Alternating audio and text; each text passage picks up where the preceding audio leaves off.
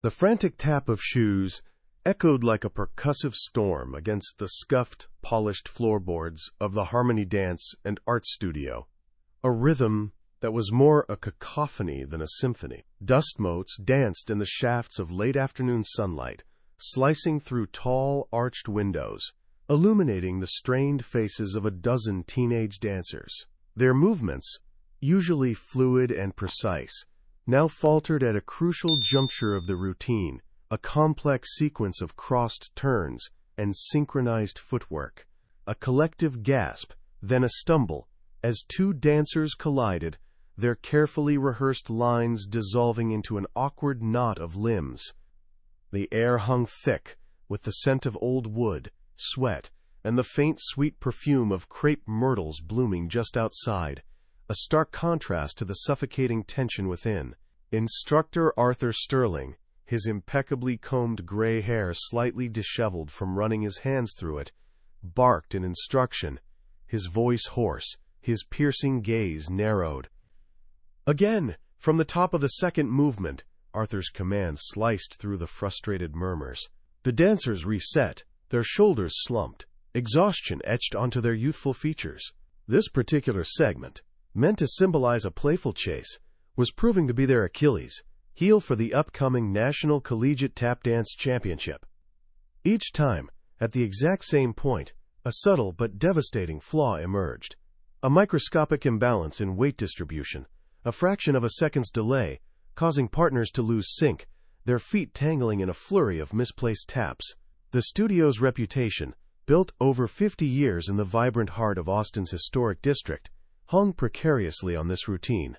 Arthur, a local legend, felt the crushing weight of expectation, his legacy teetering on the edge of this persistent, elusive error that seemed to mock his decades of experience.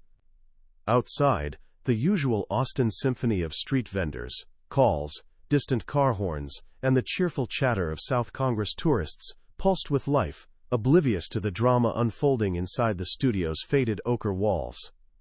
But within, the atmosphere was almost monastic in its strained concentration, punctuated only by the sharp, desperate staccato of tap shoes. It was into this crucible of pressure that Sarah gently wheeled Chloe, her 12-year-old daughter, through the studio's grand, double doors. Chloe, small in her chair, wore oversized noise-canceling headphones, a soft, hand-knitted shawl draped over her shoulders, her unruly bangs framing large, curious eyes that already seemed to be absorbing every minute detail of the chaotic scene before them.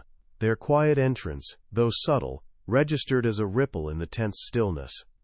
Chloe's gaze, usually introspective, now seemed to pierce through the surface chaos, her eyes tracking the dancers' movements with an almost scientific intensity. She wasn't seeing mistakes, she was registering patterns, deviations, the subtle biomechanical equations of motion.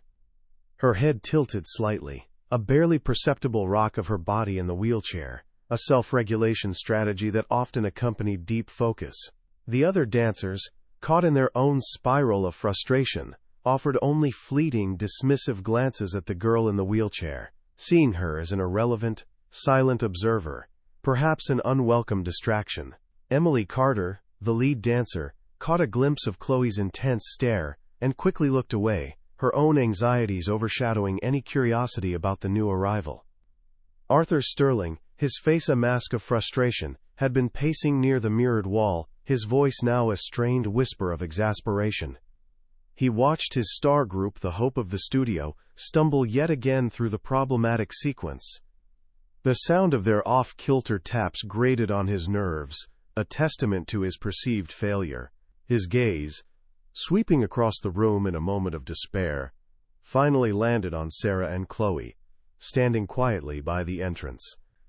The sight of the wheelchair, the girl with the large headphones, seemed to act as a lightning rod for his pent-up anger.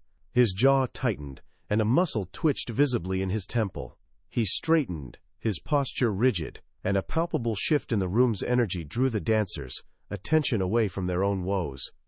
A heavy, expectant silence descended, broken only by the faint hum of the air conditioning. All eyes, now, were on Arthur, then on Chloe and Sarah.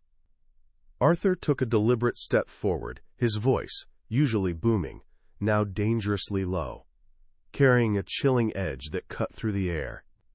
His eyes, usually sharp with instruction, held a dismissive glint as he looked directly at Chloe, then at Sarah, before delivering the cutting blow. "This is a dance studio, not a waiting room," he stated, his voice devoid of warmth. Then, turning his full, unyielding focus on Chloe, his words hung in the air, sharp and final. "Come back when you can dance." Sarah's hand instinctively tightened on the wheelchair's handle, her face paling, the painful injustice of the statement leaving an invisible wound. The question hung heavy. What would they do now, faced with such blatant, unfeeling rejection? Sarah's grip tightened, but Chloe, cocooned in her oversized, noise-canceling headphones, remained largely unperturbed by Arthur's cutting words. The world outside her internal sanctuary often presented a chaotic symphony of sounds and emotions, but within, a different kind of order prevailed. Her unruly bangs framed eyes that, even now, were not reflecting hurt, but meticulously cataloging the residual movements of the dancers, the subtle vibrations of the floor, the way light fractured through the dust-filled air. The soft, hand-knitted shawl, a comforting embrace from her grandmother, was draped securely over her small shoulders, providing a familiar texture against the sensory overload of the bustling studio. She was 12, small for her age, her presence in the wheelchair often making her appear even more vulnerable, yet her mind, unseen by others, was anything but fragile. It was already dissecting the very problem that stumped the seasoned instructor, a silent, intricate dance of its own. Chloe's world was a tapestry, woven with intense sensory threads, each one capable of overwhelming her if not carefully managed. Loud noises, like Arthur's recent outburst, or the clang of a dropped tap shoe, could feel like physical blows, while sudden shifts in light could disorient her internal equilibrium.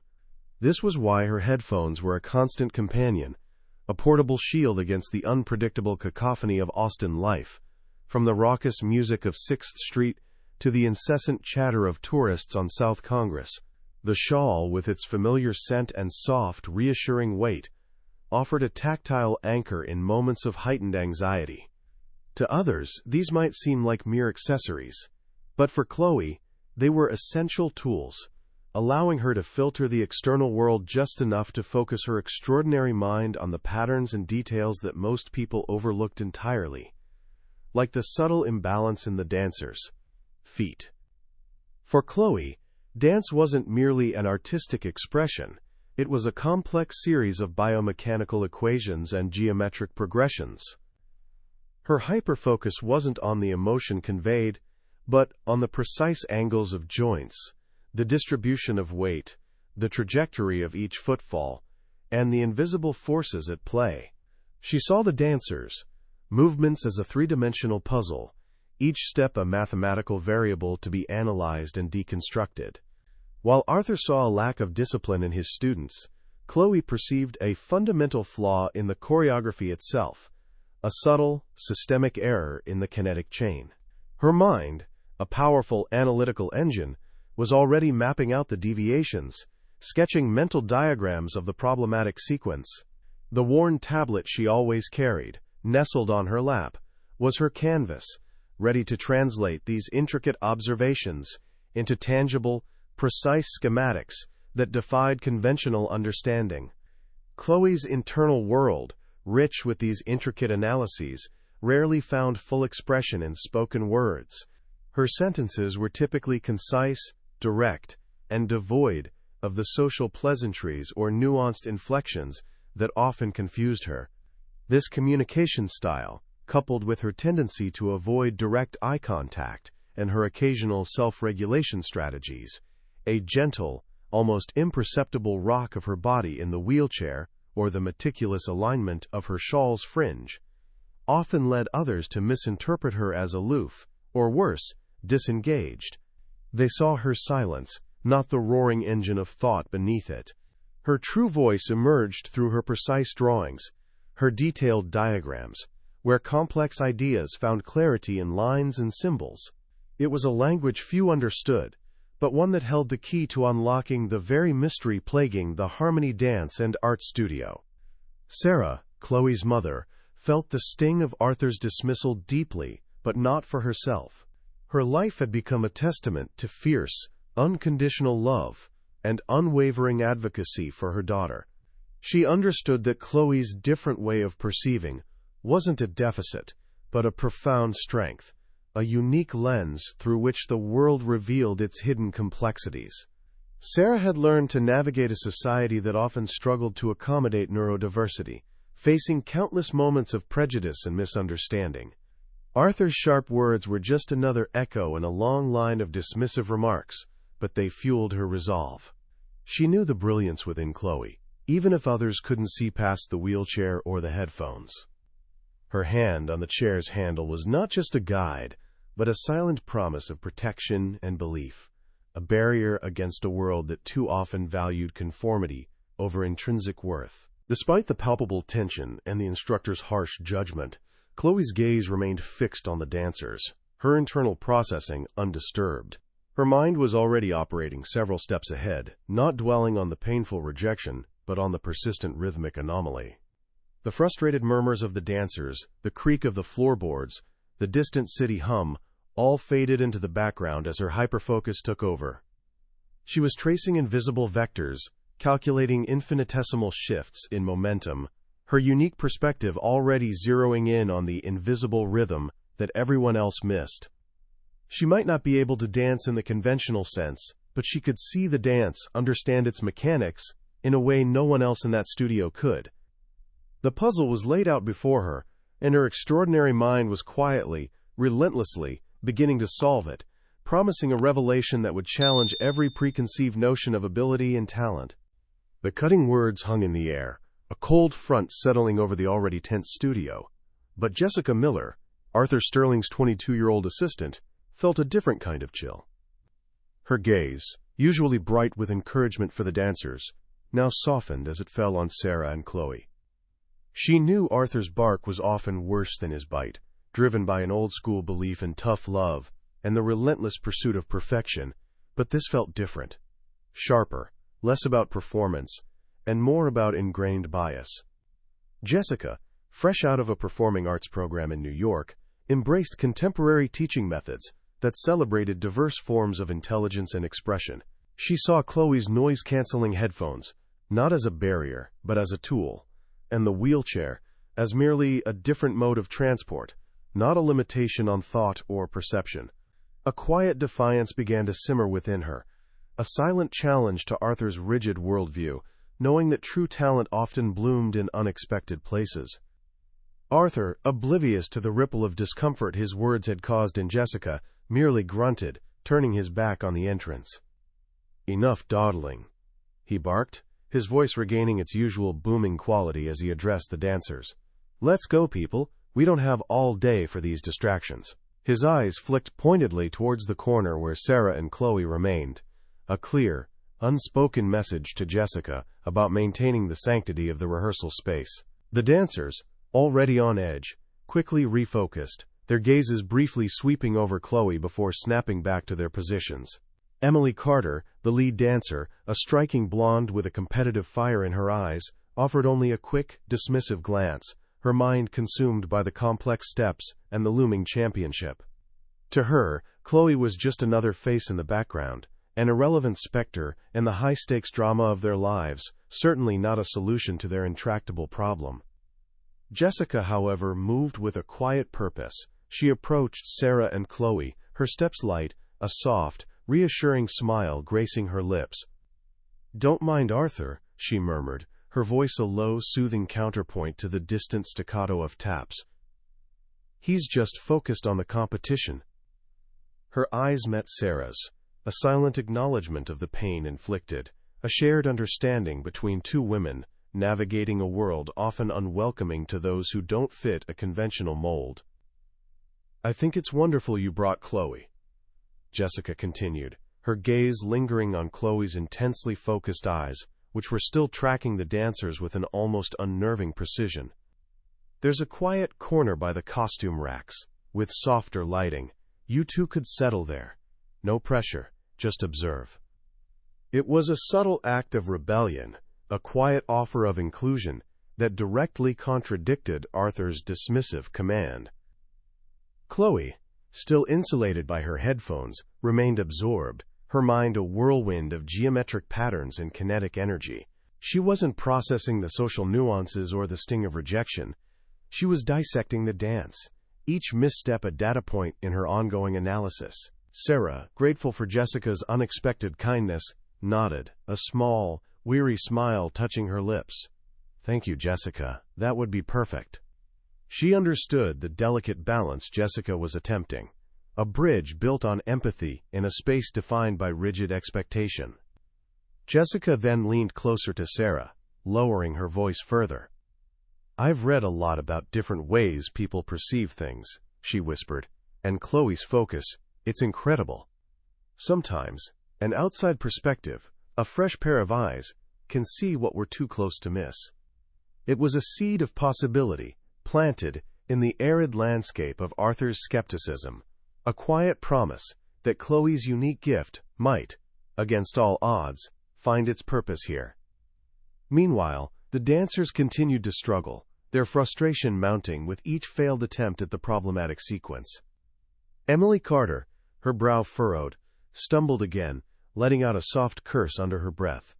She glanced towards Chloe, a flicker of irritation crossing her features. The girl in the wheelchair, with her silent intensity, felt like an odd, almost judgmental presence, a constant reminder of their own failure. "What's she even doing here?" one of the other dancers muttered, loud enough for Emily to hear. Just sitting there, staring, they saw only the superficial, the perceived difference, unable to comprehend the intricate mental ballet unfolding within Chloe's mind. Their physical prowess, their years of training, were proving insufficient, and the idea that a non-dancer, particularly one so outwardly different, could hold any key to their dilemma was entirely beyond their realm of consideration, fueling a quiet, collective resentment. Jessica, leading Sarah and Chloe to a nook behind a rack of shimmering tap costumes, ensured the space was indeed quieter, slightly dimmer, a sanctuary from the studio's frenetic energy. The scent of mothballs and old satin mingled with the persistent aroma of sweat and floor wax, creating a strange blend of past and present. She gently adjusted a portable lamp, dimming it further for Chloe's comfort, her actions a silent message of care and understanding. "You'll be able to see everything from here without feeling overwhelmed," Jessica assured Sarah, her voice soft but firm, a subtle act of defiance against Arthur's dismissive directive. As Chloe, settled into her new observation post, carefully pulled out her tablet, her fingers already hovering over the screen, Jessica felt a surge of hope. She knew, deep down, that Arthur's narrow vision was holding them back, and that perhaps this quiet, observant girl held a different kind of power, a silent rhythm that could finally unlock the studio's long-standing mystery. The clock on the studio wall seemed to mock their efforts, its steady tick a relentless countdown to the national championship. Arthur Sterling, his face now a roadmap of deep creases, slammed his hand against the mirrored wall, the dull thud echoing the collective despair in the room. "No! Again! It's still not right!" he roared, his voice cracking with exasperation. The dancers, sweat plastering their hair to their foreheads, slumped, their usual youthful energy replaced by a heavy, defeated air. Emily Carter, usually so resilient, looked on the verge of tears, her tap shoes feeling like lead weights. Arthur saw only a lack of focus, a failure of will, stubbornly refusing to entertain the idea that the flaw might lie anywhere but in their execution. The studio's prestige, its very future, felt like a fragile vase teetering on the edge of a precipice, and he, its guardian, was rapidly running out of ways to steady it. The pressure was a palpable, suffocating blanket. From her quiet sanctuary behind the shimmering costumes, Chloe remained an island of calm, her noise-canceling headphones a silent declaration of her internal world. The cacophony of Arthur's frustration and the dancers, Faltering steps registered as distant, muffled thrums, easily filtered out by her hyperfocus. Her small fingers, surprisingly agile, moved across the worn surface of her tablet, sketching precise lines and intricate arrows. She wasn't merely observing, she was dissecting, each misstep a valuable data point. The screen glowed with a complex overlay of trajectories, velocity vectors, and subtle shifts in weight distribution, revealing the invisible mechanics of the dance. Her concentration was absolute, a silent ballet of the mind, meticulously mapping out the systemic imbalance that continued to elude everyone else. The urgency of the approaching competition, though not consciously acknowledged, fueled the quiet intensity of her unique analysis. Jessica, her own patience wearing thin with Arthur's increasingly harsh directives, found her gaze drifting more frequently towards Chloe's secluded corner. She watched the girl's head tilt, a subtle self-regulation, as her fingers worked silently on the tablet.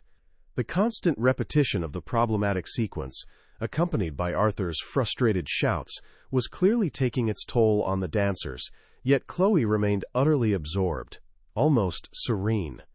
During a brief water break, as Arthur continued to pace, muttering to himself, Jessica made her way casually past Chloe. Her eyes, quick and discreet, caught a glimpse of the tablet screen, a bewildering array of geometric shapes, lines, and numerical annotations overlaid onto what looked like a stick-figure tap dancer. It was far more than simple doodling.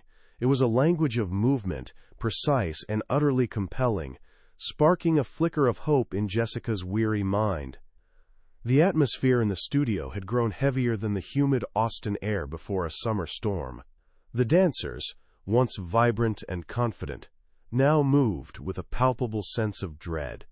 Emily Carter, her usual competitive fire dimmed to a smolder, missed a crucial turn again, her partner nearly stumbling over her. "I just don't get it, Arthur," she exclaimed, her voice thick with despair. "We've tried everything. It just feels wrong, like there's an invisible wall we keep hitting." Her words resonated with the unspoken anxieties of the entire group. Scholarship opportunities, the studio's legacy, and their own dreams of collegiate dance careers felt like they were slipping through their fingers. The national championship was only days away, a looming shadow, threatening to extinguish their hopes, making every failed attempt a personal, crushing defeat. The clock was ticking, mercilessly. Arthur, hearing Emily's lament, interpreted it as a sign of weakness, not a legitimate critique of the choreography. He ran a hand through his already disheveled gray hair, his jaw tight. "Wrong? There's nothing wrong with the choreography, Emily. It's perfect. It's tradition. It's your focus that's wrong," he snapped, his voice sharp with a blend of frustration and defensiveness. He refused to acknowledge any fault in his own creation, believing his decades of experience rendered it infallible. "All right, everyone. From the top, and this time, put your hearts into it. Push harder. Faster. We'll drill it until it's right, even if we have to stay all night." His solution was brute force, an intensification of the very methods that had already proven ineffective, further entrenching his rigid, ableist perspective and completely dismissing the possibility of an alternative, analytical solution. As the dancers, defeated, braced themselves for yet another grueling repetition, the air thick with their collective resignation, Chloe's tablet screen flickered with a final, intricate diagram. Her analysis was complete. She had pinpointed the precise micro-movement, the almost imperceptible shift in the center of gravity that triggered the cascade of errors. Jessica, observing Arthur's escalating futile efforts and Chloe's quietly profound work, felt a surge of conviction. The championship was almost upon them, and Arthur's pride was blinding him to the truth. She knew, with a certainty that transcended logic, that Chloe held the answer. It was a risk, a direct challenge to Arthur's authority and his entrenched beliefs, but the dancers, despair, and the studio's future demanded it. Jessica took a deep breath, her eyes flicking between Chloe's glowing tablet and Arthur's rigid back, a silent resolve hardening her features. She would find a way to make him see. The clock on the studio wall seemed to mock their efforts, its steady tick a relentless countdown to the national championship. Arthur Sterling, his face now a road map of deep creases, slammed his hand against the mirrored wall, the dull thud echoing the collective despair in the room. "No! Again! It's still not right!" he roared, his voice cracking with exasperation.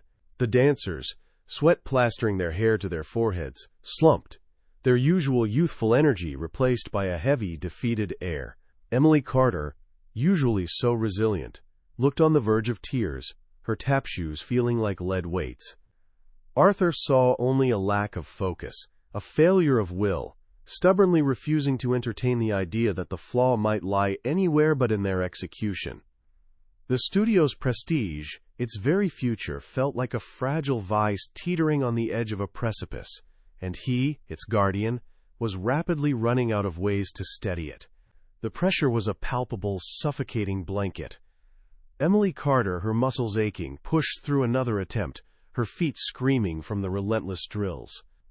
Arthur had now introduced a complicated foot substitution, a small, barely perceptible change in the shuffle hop step, convinced it would realign their timing. But the modification, instead of helping, only added another layer of confusion to an already intricate sequence. Her partner, Mark, collided with her again, their synchronized turns dissolving into a tangle of limbs and frustrated sighs. A wave of despair washed over the dancers. They had poured countless hours into this, sacrificing school events, social lives, and sleep, only to feel further from their goal. The pressure was suffocating, and the dream of collegiate scholarships felt like a cruel mirage, shimmering just out of reach in the dusty studio light. From her quiet sanctuary behind the shimmering costumes, Chloe's world remained a sanctuary of observation. The heightened emotions of the studio, the sharp edges of Arthur's frustration, and the dancers' collective despair were muffled by her headphones, allowing her to maintain her hyperfocus. Her tablet glowed, displaying a new iteration of her diagrams, now with more intricate color coding, to highlight the subtle shifts in weight and momentum. She could see the dancers trying Arthur's new, ineffective corrections, and her analytical mind processed each attempt, confirming her initial hypothesis. The problem wasn't in their execution of his instructions, but in the fundamental structure of the movement itself. The soft, familiar weight of her hand-knitted shawl provided a grounding comfort amidst the escalating chaos. Jessica watched Arthur's increasingly desperate attempts with a growing sense of unease. He was now demanding faster tempos, then slower, then back to faster, hoping sheer force or subtle rhythmic manipulation would magically fix the elusive flaw. His eyes, usually so keen, seemed clouded by his own preconceived notions, unable to see beyond his traditional approach to tap. Jessica caught Emily's eye across the room. The lead dancer's usual spark was diminished, replaced by a dull, defeated glaze. The atmosphere was becoming toxic, not just physically exhausting, but emotionally draining. She knew Arthur was pushing them past their breaking point, and the studio's reputation, once so solid in the Austin art scene, felt like it was crumbling under the weight of his stubborn pride and inability to adapt. During a particularly intense run-through, Arthur, in a last-ditch effort, ordered the dancers to switch partners, believing a fresh dynamic might break the spell of failure. But the result was even worse. The new pairings, unfamiliar with each other's subtle cues and body language, exacerbated the problem, leading to an even more chaotic collision near the climax of the problematic sequence. A collective groan escaped the dancers, followed by a heavy, stifling silence. Arthur stood frozen, his face ashen, the sound of the failed taps echoing his internal defeat. The studio, usually a place of vibrant energy and hopeful rhythms, now felt like a tomb of broken dreams, the air thick with unspoken surrender, the championship feeling impossibly far away. Jessica's heart ached for the dancers, for Emily, who now sat slumped against the mirrored wall, her face buried in her hands, small sobs escaping her. The entire room felt suffocated by the weight of their repeated failures. Arthur, after a long, agonizing silence, finally turned away from the group, his shoulders slumped, his usual commanding posture replaced by one of utter defeat. His methods had failed, utterly and completely. Jessica's gaze drifted to Chloe's corner, where the tablet still glowed with its complex, silent symphony of lines and vectors. A desperate thought formed in Jessica's mind. Perhaps, just perhaps, the answer to their physical dilemma lay not in more physical exertion, but in the quiet, precise logic of a mind that saw the world in an entirely different, yet profoundly accurate way. The clock was ticking, and time was truly running out. Jessica, seeing Arthur's profound defeat and the dancers' palpable despair, felt a surge of desperate resolve. The National Collegiate Tap Dance Championship was a mere 2 days away, and the studio's legacy, along with these young dancers, dreams of scholarships and recognition, hung precariously by a thread. She knew that simply pushing harder, as Arthur stubbornly insisted, was a futile path to further frustration and inevitable failure. Her gaze settled on Chloe's quiet corner, the tablet's soft, unwavering glow, a beacon of a different, perhaps unconventional, kind of logic. Taking a deep, fortifying breath, Jessica walked with purpose towards Arthur, who was now slumped against the mirrored wall, running a trembling hand over his tired, deeply lined face. The air still hummed with the ghostly echoes of their failed attempts, a symphony of discord and broken hopes, solidifying Jessica's conviction that this was her only chance. "Mr. Sterling," Jessica began, her voice carefully modulated, cutting through the heavy, suffocating silence that had fallen over the studio like a shroud. Arthur flinched, startled, his eyes, previously downcast in self-pity, now narrowed in irritation. "What is it, Jessica? Unless you have a miracle, I suggest you let me wallow in peace." His tone was sharp, laced with a bitter blend of self-pity and lingering anger, his pride wounded. Jessica, undeterred by his dismissive tone, pressed on, her voice steady. "Perhaps not a miracle, sir, but a different perspective. Chloe has been observing, quite intensely, and her diagrams." Arthur scoffed, waving a dismissive hand, his features contorting in disbelief. "The girl with the headphones? Her scribbles? Jessica, this is the national championship, not a kindergarten art class. We need precision, not child's play." The dancers, overhearing, exchanged weary, cynical glances, their faces reflecting Arthur's deep-seated skepticism, while Emily rolled her eyes, her belief in any quick fix long gone. Jessica's resolve, however, only hardened in the face of Arthur's entrenched prejudice.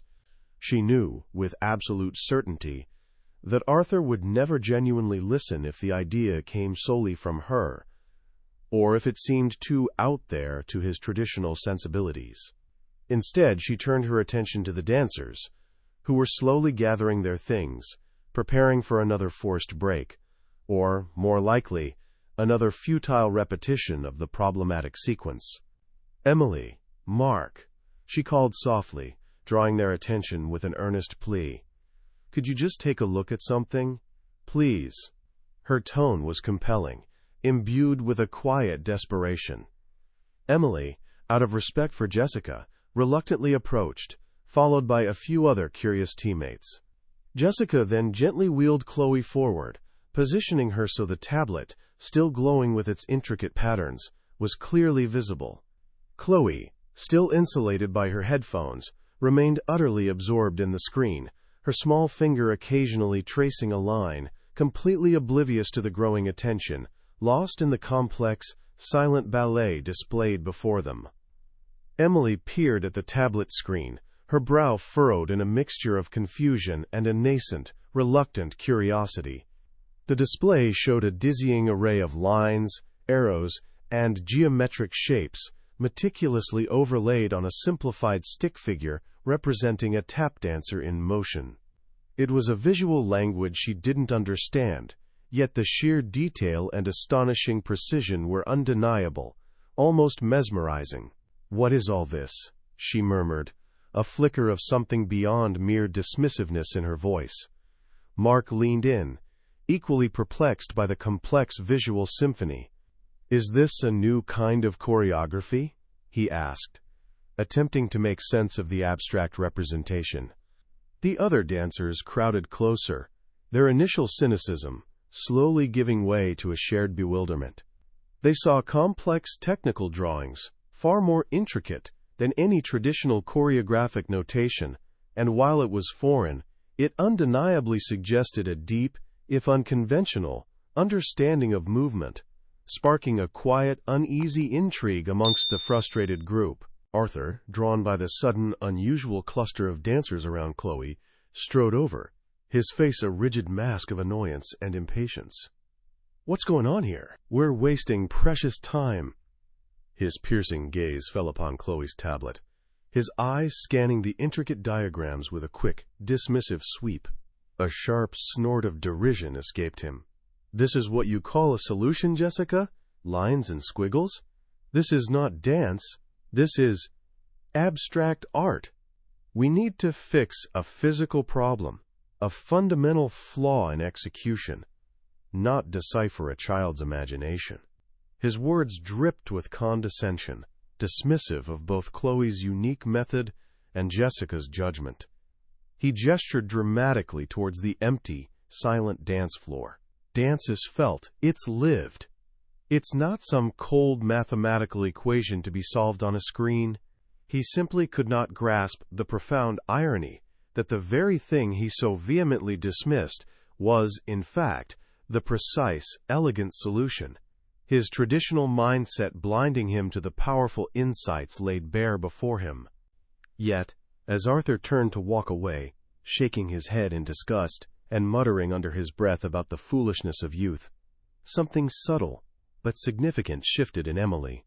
She looked from Arthur's retreating, defeated back to Chloe's intricate diagrams, then back to her own tapping feet, suddenly feeling the persistent awkwardness and imbalance of the problematic sequence in a new, clearer light. The abstract lines on the tablet, though initially incomprehensible, now seemed to speak to a deeper truth about weight distribution and balance that her body instinctively understood, but her conscious mind had utterly failed to articulate.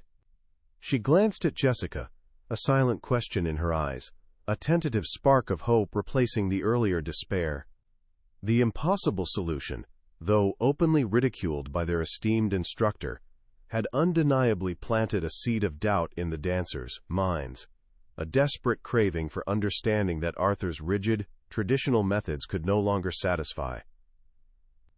Perhaps, just perhaps, the elusive answer lay hidden within these silent, complex patterns, waiting to be deciphered by a mind uniquely capable of seeing the invisible rhythm.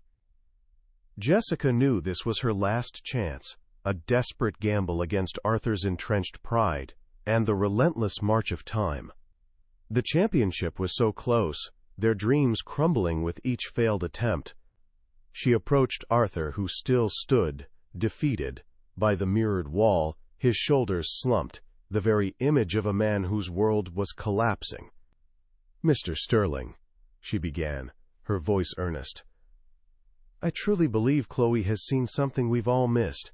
Her perspective is unique.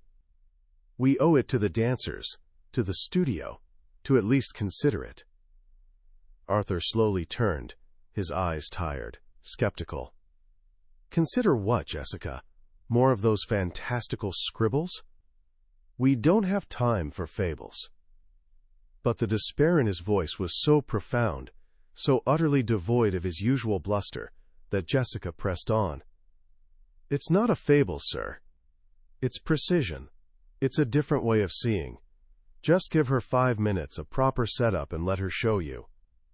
The dancers, sensing a shift, watched with a mix of exhaustion and faint, almost forgotten hope, their eyes flickering between Jessica's unwavering conviction and Arthur's defeated reluctance. With a heavy sigh that spoke volumes of his disbelief, Arthur finally conceded, "Fine, Jessica, 5 minutes. But if this is another one of your modern art experiments, we go back to drills, and you'll owe me double rehearsal time." Jessica nodded, a spark of determined relief igniting in her eyes. She moved quickly, but gently, towards Chloe's corner. "Okay, Chloe, remember what we talked about," she whispered, kneeling beside the wheelchair. Chloe, still in her headphones, gave a barely perceptible nod, her fingers already hovering over her tablet. Jessica adjusted the portable lamp, dimming it further, creating a soft pool of light around Chloe. She then pulled a thick, velvet curtain from a nearby costume rack, draping it strategically to block some of the studio's harsh overhead lights and muffle the lingering echoes of frustrated taps. The goal was to create a sensory cocoon, a small island of calm, where Chloe's extraordinary mind could fully articulate its insights without external distractions. Jessica retrieved a small, portable projector from a storage cabinet, a device usually reserved for showing dance history documentaries, and quickly connected it to Chloe's tablet. The dancers, their curiosity now outweighing their weariness, slowly drifted closer, forming a loose semicircle, their expressions a mixture of skepticism and a burgeoning, fragile hope. Arthur, though still standing apart, arms crossed, his face a mask of disdain, couldn't help but watch. He scoffed at the sight of the projector, muttering about gadgets and distractions, but a flicker of something unreadable crossed his eyes as he observed Jessica's meticulous care in setting up Chloe's space. Sarah, Chloe's mother, offered a reassuring smile to Jessica, a silent acknowledgement of the bravery required to challenge the studio's formidable patriarch. Chloe, meanwhile, remained oblivious to the growing tension, her focus absolute, her small fingers making final, precise adjustments on her glowing screen, preparing to unveil the invisible truth. A soft, ethereal glow emanated from the projector, casting Chloe's intricate diagrams onto the mirrored wall. Lines, arrows, and precise numerical annotations, overlaid onto a simplified stick figure, danced across the surface, starkly contrasting with the studio's worn aesthetic. It was a visual language of movement, a symphony of physics made visible. Chloe, without removing her headphones, pointed a small, steady finger at a specific point on the diagram. "Weight shift," she stated, her voice surprisingly clear, though concise, cutting through the hushed silence. 2 degrees. Supporting foot. Delay. Partner turn. Fraction of second. Her words were sparse, direct, devoid of embellishment, but the diagrams spoke volumes, illustrating a subtle, almost imperceptible imbalance in the kinetic chain that occurred precisely at the problematic juncture. The dancers leaned in, their eyes wide, beginning to grasp the profound, almost mathematical elegance of her observation, the abstract lines suddenly becoming a tangible explanation for their persistent struggle. Jessica, acting as a bridge, elaborated slightly. "Chloe's identified a microshift in the center of gravity. At the peak of the cross turn, the supporting foot needs a 2-degree adjustment in angle, and the partner's turn needs to delay by a fraction of a second. It's almost imperceptible, but it's enough to throw off the synchronization." The dancers exchanged bewildered glances. 2 degrees, Emily whispered, incredulous. "A fraction of a second? That's it?" Arthur, who had edged closer, let out another disbelieving snort. "This is preposterous. After weeks of grueling rehearsals, all for a 2-degree adjustment? My choreography is rooted in tradition, in feeling, not some sterile calculation." His pride was a formidable barrier, but the dancers, their faces etched with weeks of frustration, looked to Emily, their lead. The desperation for a solution, any solution, however unconventional, was palpable, overriding their instructor's dismissive scoff. Emily, her gaze flickering between Chloe's silent, intensely focused face and the glowing diagrams on the wall, took a deep breath. She looked at Mark, her partner, who gave a tentative nod. "Let's try it," she said, her voice small but firm, a ripple of resolve passing through the group. They walked to the center of the floor, their usual positions feeling suddenly alien. The studio held its breath, a collective anticipation hanging heavy in the air. Emily and Mark started the sequence, their movements cautious, almost hesitant. As they approached the problematic section, Emily consciously adjusted her supporting foot by the minuscule 2 degrees, and Mark, watching her intently, delayed his turn by the suggested fraction. It wasn't perfect. The first attempt felt a little clunky, but there was a subtle, undeniable shift, a moment of balance, a fleeting sensation of fluidity, where before there had only been discord. A tiny, fragile seed of hope had just been planted in the heart of the Harmony Dance and Art Studio. Emily and Mark, standing at the center of the dance floor, felt a strange lightness after their first, tentative attempt at Chloe's suggested modification. The movement, though not entirely seamless, hadn't devolved into the usual tangled mess. There was a subtle catch, a fleeting moment where their weight felt correctly anchored, a whisper of the fluidity they had desperately sought for weeks. Emily's eyes met Mark's, a shared flicker of bewildered hope passing between them, a fragile spark in the desolate studio. The other dancers, who had been watching with bated breath, let out a collective, hushed murmur, a mixture of surprise and dawning disbelief. Arthur Sterling, however, remained rigid, his arms still crossed, his face a mask of skepticism. "Beginner's luck," he grumbled under his breath, loud enough for Jessica to hear, his pride still fiercely battling against the undeniable, albeit minuscule, shift in the room's energy.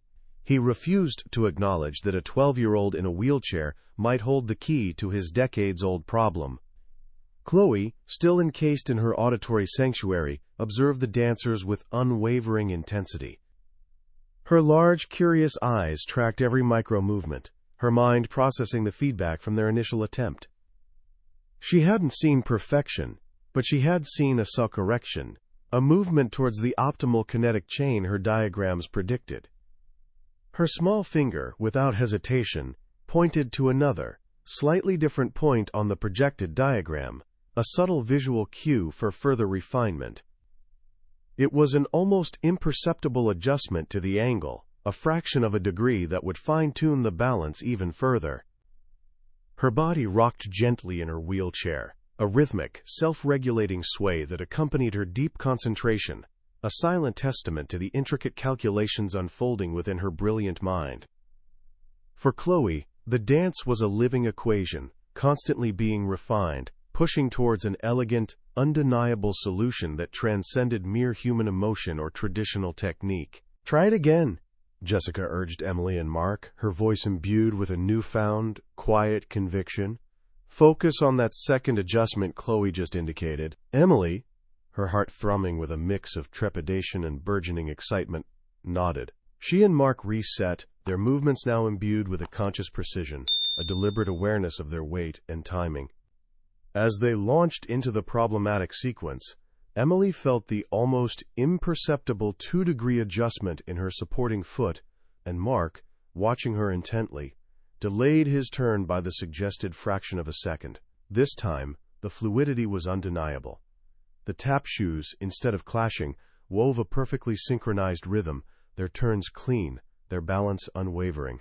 The sound was a crisp, unified thrum, a harmony that had been absent for weeks. A gasp rippled through the dancers, their faces now alight with genuine astonishment, a collective sigh of relief escaping their lips. The studio, which minutes before had been a tomb of despair, now buzzed with a cautious, exhilarating energy. "Again!" Emily exclaimed, a radiant smile breaking through her exhaustion. "Let's all try it." The other dancers, no longer cynical, rushed to their positions, eager to replicate the breakthrough. Under Jessica's encouraging gaze, they began the sequence, each attempting to internalize Chloe's precise adjustments. The first few attempts were still clumsy, their muscle memory fighting against the new, subtle rhythm. But gradually, painstakingly, the collective movement began to coalesce. The sound of their taps, once a jarring cacophony, slowly transformed into a more unified, resonant beat. Arthur Sterling, his initial disdain slowly eroding, found himself inching closer, his piercing gaze now fixed not on the dancers, presumed failures, but on the undeniable, miraculous shift occurring before his very eyes. a silent battle raging between his entrenched pride and the profound, undeniable evidence of Chloe's insight. Yet, as the dancers found a new, exhilarating rhythm, a new obstacle emerged: the sheer difficulty of unlearning weeks of ingrained, incorrect movement. Their bodies, accustomed to the old, flawed choreography, struggled to consistently execute the minuscule adjustments under pressure. A few dancers, overwhelmed by the mental and physical retraining required, stumbled again, their frustration briefly resurfacing. Arthur, ever the traditionalist, seized on these minor inconsistencies. "See?" he interjected, his voice still tinged with a defensive edge, though softer now. "It's not a magic fix. It's still about discipline, about drilling it until it's perfect. This 2-degree idea is an interesting exercise, but it lacks the organic flow of true dance." He attempted to reassert his authority, to push them back to his method of brute force repetition, clinging desperately to his traditional beliefs in the face of the undeniable, unsettling truth. Jessica, however, saw the dancers' fleeting frustration not as a failure of Chloe's solution, but as a natural hurdle in any profound paradigm shift. She stepped forward, gently but firmly, intercepting Arthur's renewed attempts to dismiss Chloe's work. "It's not about magic, Mr. Sterling," she stated, her voice calm but unwavering. "It's about precision. Their bodies need time to adapt to the correct mechanics. We have 2 days until the championship. We can spend them drilling the old, flawed routine, or we can embrace Chloe's insight and perfect this new, correct path." The dancers, their eyes flickering between Arthur's rigid stance and Jessica's determined plea, silently awaited their instructor's decision, their hopes hanging precariously in the balance, yearning for a chance to truly embrace the invisible rhythm that Chloe had so brilliantly revealed. Jessica's unwavering conviction cut through the desperate silence of the studio, a stark contrast to Arthur's slumped posture. The championship, a mere breath away, demanded a gamble, and Jessica knew this was it. "Mr. Sterling, please," she implored, her voice a low, urgent plea. "Give Chloe a chance.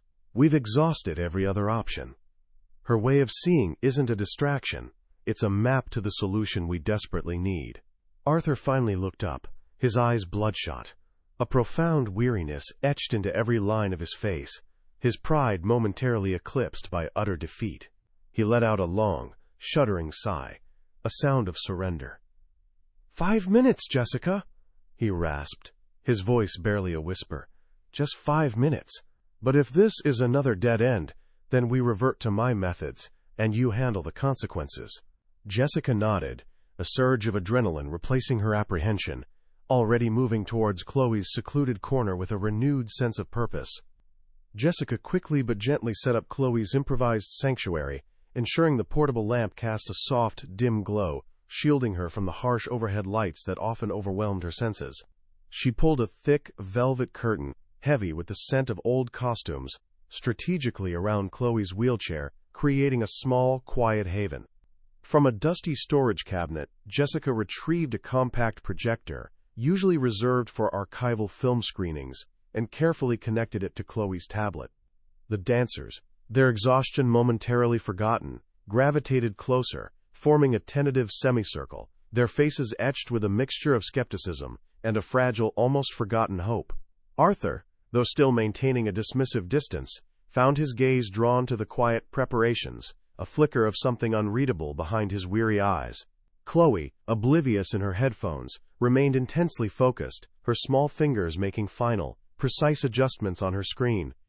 A soft, ethereal glow blossomed from the projector, casting Chloe's intricate diagrams onto the mirrored wall, transforming the worn studio into a canvas of luminous insight. Lines, arrows, and precise numerical annotations, overlaid onto a simplified stick figure representing a tap dancer in motion, danced across the surface. Chloe, without removing her noise-canceling headphones, pointed a small, steady finger at a specific, crucial point on the diagram. "Weight shift," she stated, her voice surprisingly clear, though concise, cutting through the hushed silence. 2 degrees, supporting foot, delay. Partner turn. Fraction of second.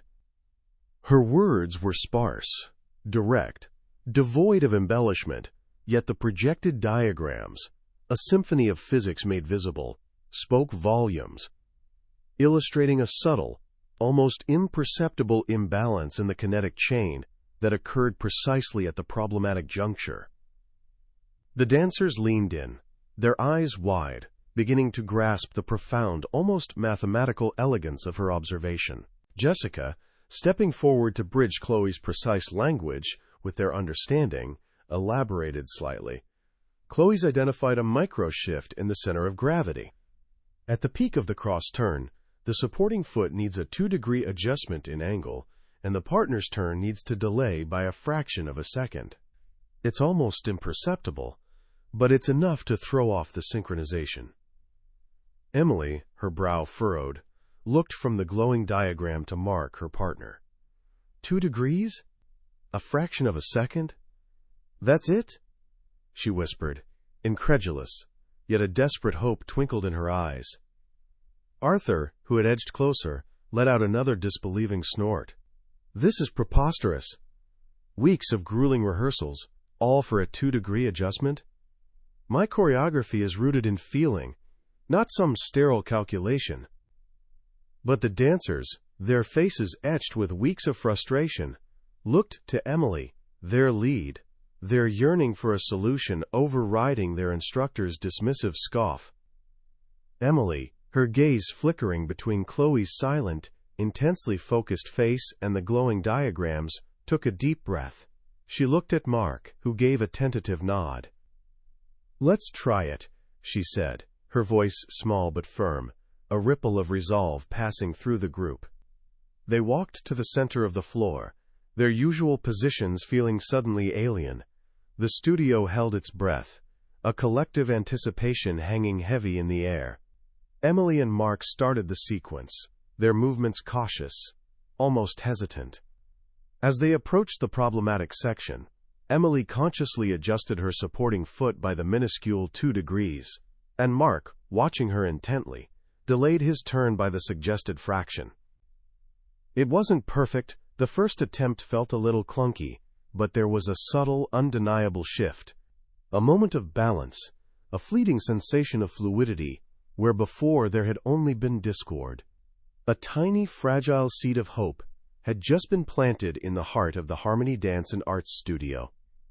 Chloe's small finger immediately pointed to another, even more precise adjustment on the diagram, a subtle visual cue for further refinement of the angle. Again, Jessica urged Emily and Mark, her voice now imbued with quiet triumph. They reset, their movements imbued with a conscious precision.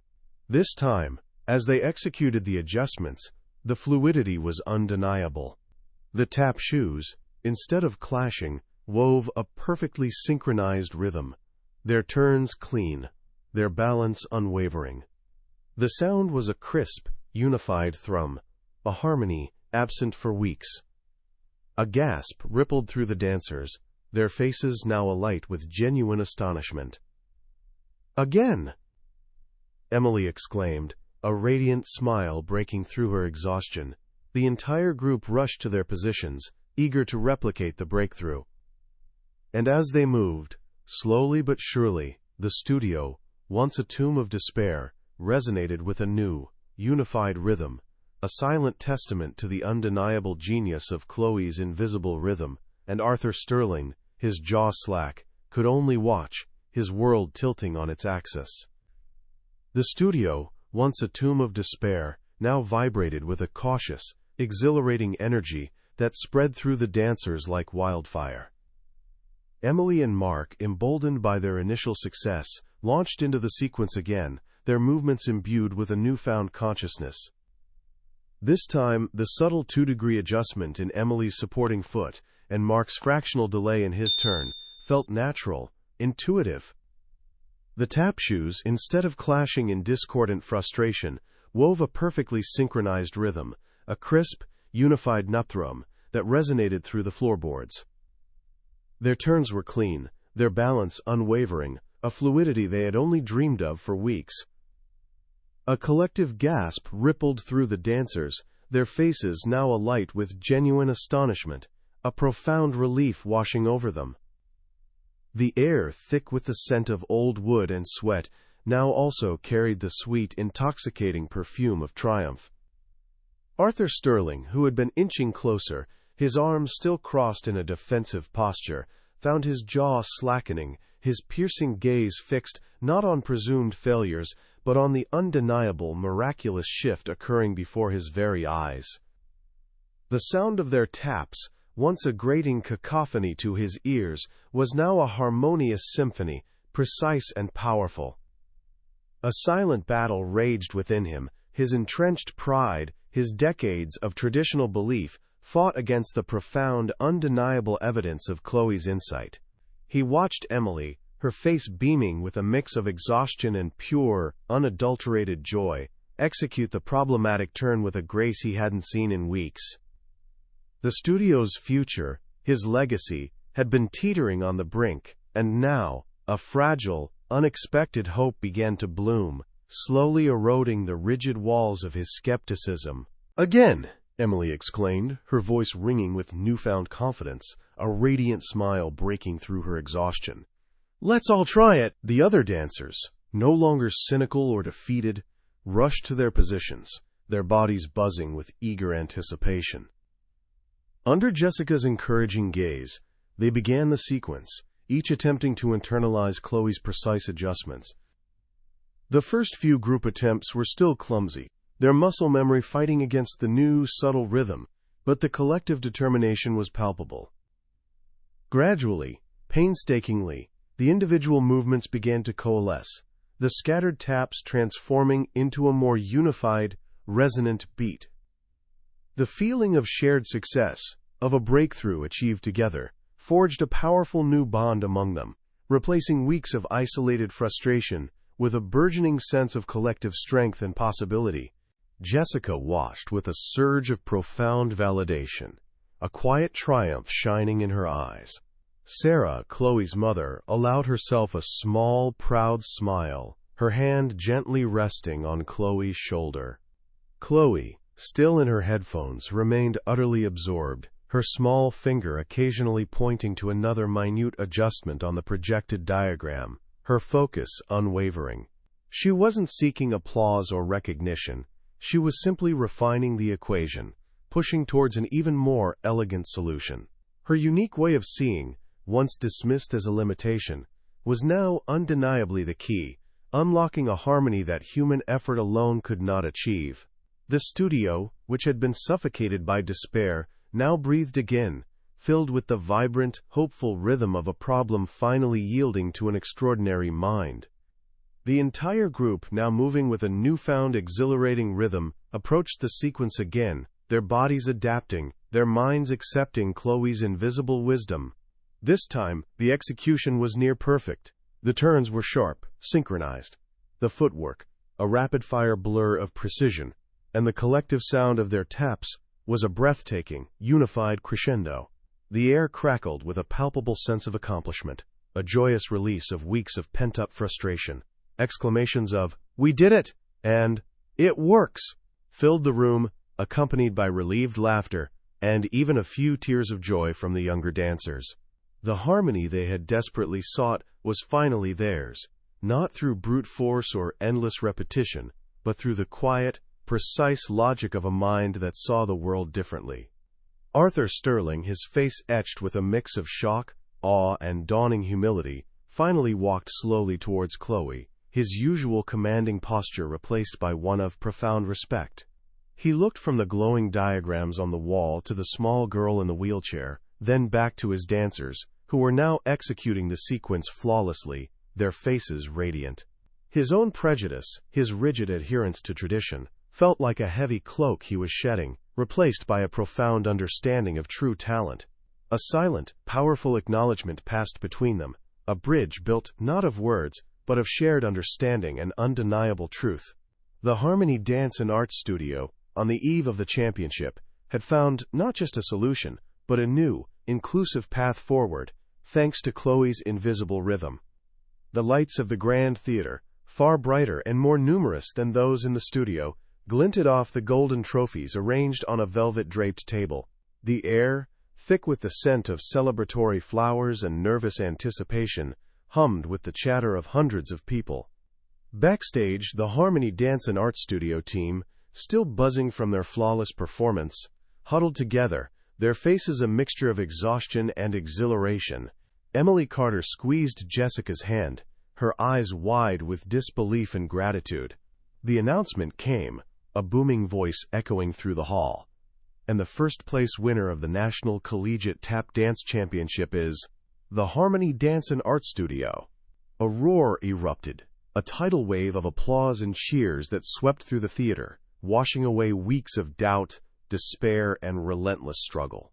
Arthur Sterling, standing amongst his beaming dancers, felt an unfamiliar warmth spread through his chest, a feeling far deeper than mere victory, tinged with a profound, humbling realization.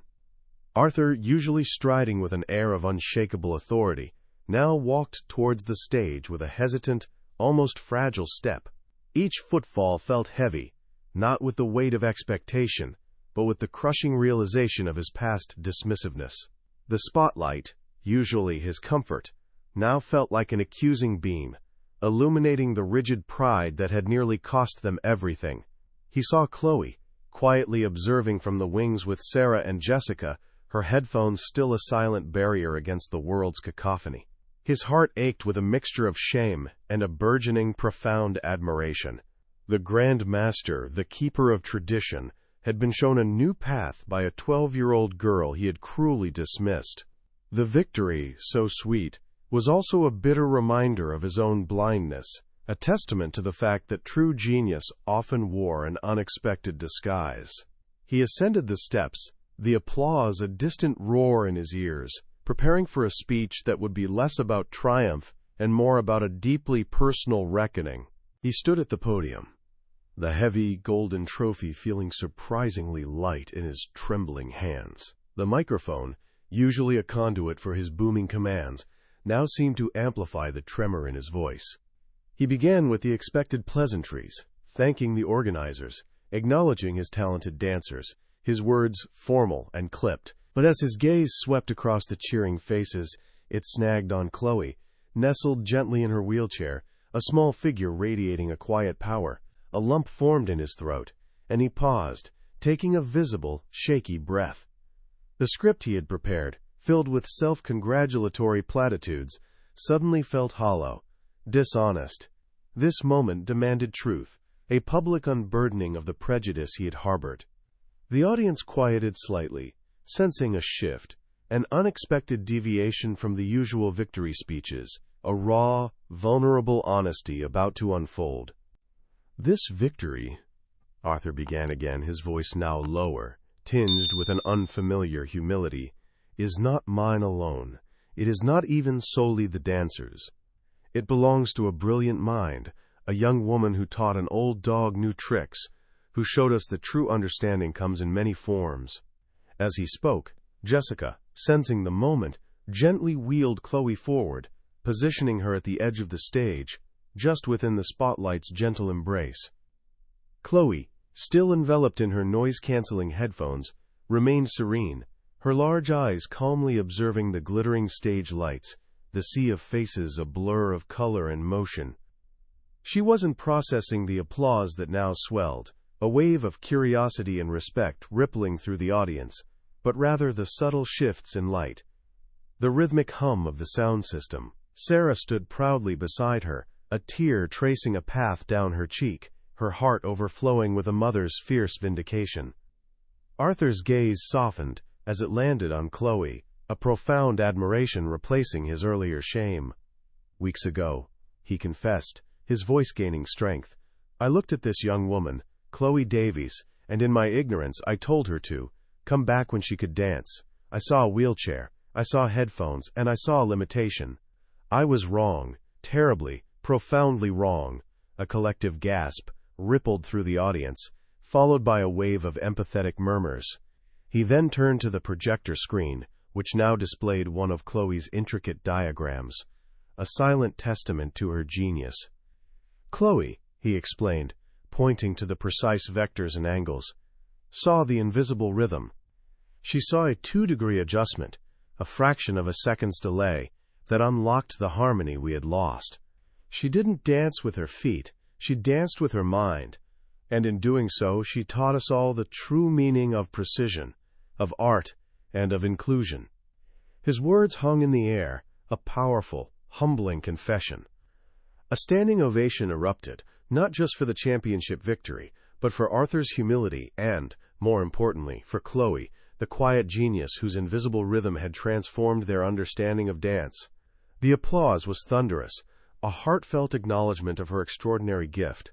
Chloe, still in her serene bubble, gently squeezed Sarah's hand, perhaps registering the vibrations of the floor, the collective energy. Invitations and proposals would soon follow, but for now, the most profound recognition was the shift in perception, the genuine respect shining in every eye that met hers. The Harmony Dance and Arts Studio had not only won a trophy but had discovered a new heart, a testament to the power of seeing beyond the obvious, embracing neurodiversity, and understanding that the most profound insights often come from the most unexpected and most vulnerable of sources. This was not just a victory, it was a revolution, promising a future where all talents, no matter how unique, could find their stage. The championship victory was merely the overture to a symphony of change, particularly for Chloe. A few months later, the prestigious University of Texas at Austin, deeply impressed by the innovative application of biomechanical analysis in dance, extended an invitation for Chloe to join a specialized pilot movement analysis program. It was a groundbreaking opportunity, a recognition not just of her talent, but of the immense potential in neurodivergent perspectives. Chloe, still preferring her noise-canceling headphones in bustling environments, approached her new academic pursuits with the same quiet, intense hyperfocus that had unraveled the studio's mystery. Her small, agile fingers now navigated complex datasets and advanced simulation software, translating the world's intricate movements into elegant, precise equations. Sarah, watching her daughter thrive in this intellectually stimulating environment, felt a profound, quiet vindication, knowing that Chloe's unique mind was finally finding its true, expansive stage, no longer confined by the limitations of others' perceptions. Back at the Harmony Dance and Art Studio, the Golden Trophy glittered prominently in the newly renovated entrance, but it was the Chloe Davies Scholarship for Neurodivergent Artists that truly symbolized the studio's transformation.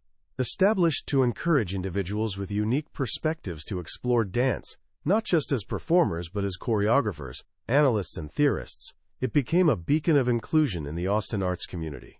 Arthur Sterling, his impeccably combed gray hair now perhaps a little softer, his piercing gaze imbued with a newfound humility, had shed his rigid ableism. He now passionately mentored students with diverse learning styles, sharing Chloe's story as a testament to the power of unconventional thinking. The studio's curriculum, once steeped solely in tradition, now incorporated elements of movement analysis, encouraging dancers to not only feel the rhythm but to understand its intricate mechanics, fostering a richer, more profound appreciation for the art form. Chloe's story, the genius of the invisible rhythm, resonated far beyond the ochre walls of the Harmony Dance and Art Studio. Local news features blossomed into national articles, celebrating her groundbreaking achievement and sparking crucial conversations about neurodiversity in the arts and STEM fields.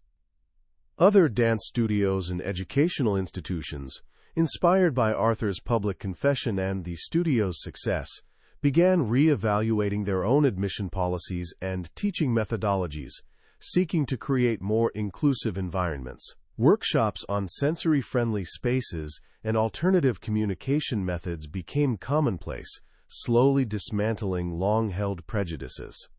Chloe, though still preferring her serene bubble of observation, found herself an unwitting ambassador, her quiet presence a powerful testament to the fact that brilliance often manifests in the most unexpected and beautifully unique ways, challenging society to look deeper than superficial appearances. Jessica Miller, no longer just an assistant, had become a pivotal figure in this new era of inclusivity. Her empathy and foresight had been instrumental in bridging the gap between Chloe's world and Arthur's rigid traditions, and she now led the studio's neurodiversity initiatives, mentoring aspiring young artists who, like Chloe, saw the world through a different lens. Sarah, Chloe's mother, found a profound sense of peace and vindication. The years of navigating a world often unwelcoming to her daughter had been challenging, but seeing Chloe not just accepted, but celebrated, filled her with an unparalleled joy. Their bond, already strong, deepened further, a testament to unconditional love and unwavering advocacy. The family, once quietly battling societal misunderstanding, now stood as a proud example of resilience. Their journey, a powerful narrative woven into the vibrant tapestry of Austin's evolving community spirit. The enduring legacy of Chloe's journey was a powerful, resounding message. True human potential thrives in the rich diversity of our minds and bodies. Neurodiversity, once often viewed as a limitation, was now undeniably recognized as an invaluable source of unique perspectives, capable of enriching and transforming any field, particularly traditional arts like dance. The story underscored the critical importance of adaptation, empathy, and open-mindedness, not just for individuals, but for entire communities and institutions. It was a poignant reminder that the most profound insights often come from those who perceive the world in an unconventional manner, challenging us to look beyond the obvious, to dismantle preconceived notions, and to embrace the inherent worth in every individual, regardless of how their brilliance chooses to manifest. Chloe's Invisible Rhythm had not only won a national championship but had orchestrated a quiet revolution, a cultural shift that echoed the very essence of American values: community support, respect for wisdom from unexpected sources, and the unwavering strength of family.